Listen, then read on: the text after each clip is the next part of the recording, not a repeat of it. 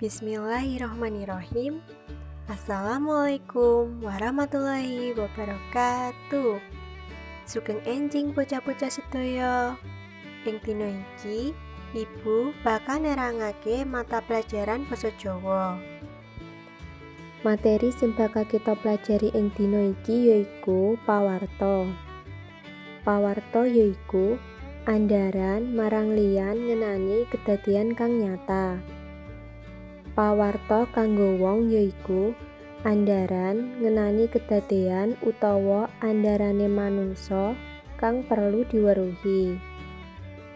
Pawarta kanggo layang kabar mujudake andharan, katrangan utawa njlentrehake kang dibutuhke masyarakat. Jenis layang kabar ana loro, yaiku kalawarti lan ariwati.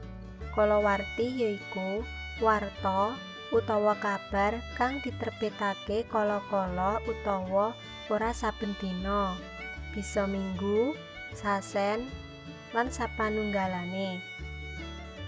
Ariwati yaiku warta utawa kabar kang diterbitake saben dina. Sing kalebu kalawarti yaiku contone Jayabaya, Panyebar Semangat, Joko Lodang, Mekarsari, lan Bobo.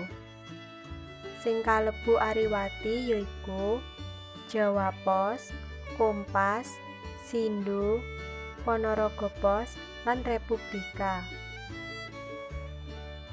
Jenise pawarta ana papat, yaiku 1. Adhedhasar isine. Pawarta pendidikan, agama, politik, kesehatan, lan sapanunggalane. Nomor 2, adhedhasar sumebare, yaiku lokal utawa wilayah kabupaten kota, regional wilayah provinsi, nasional utawa negara, lan internasional. Nomor 3, adhedhasar sumbere, meliputi fakta yaiku pawarta kang sumbere saka kedadian nyata. Opini yaiku pawarta kang awujud andharane kang ngalami sawijine kedadian. Campuran yaiku campuran antarane kedadian lan panemune narasumber kang ahli ing bab kedadian kasebut.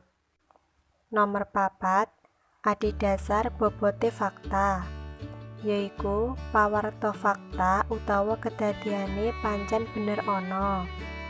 Pawarta ditambah andharan bab kedadiane. Pawarta opini awujud andharane wartawan, lan pawarta apus-apusan. Unsur pembangun pawarta iku ana 5, yaiku apa, sapa, ing ngendi, kapan, lan kepriye.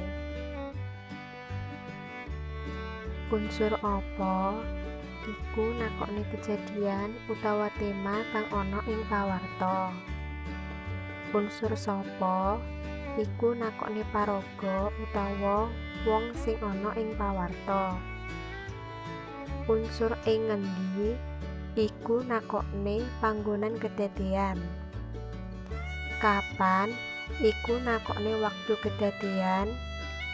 Kepriye iku nakokne jelase utawa keadaan ana ing pawarta.